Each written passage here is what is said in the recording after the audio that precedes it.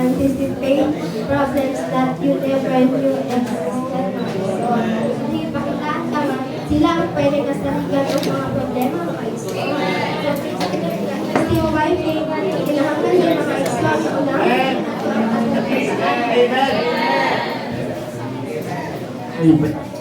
And so, praise the Lord, mga igsoon.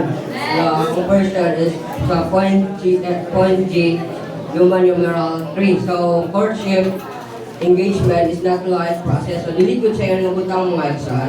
In the Bible, to engage, if we begin courtship is considered as a legal marriage. So, we do not agree this world way to get engaged, no? Dili ko dito kaning sa kalibutan mga igsoon nga mag-effort yun, nga bisag mag-effort ka nga aron mag-court lang mga igsoon. Kinahanglan ko dito nga on the other hand mga igsoon, I sad to say but important nga it's better good nga mo break ko dito sa atong engagement than to make mistake mga igsoon.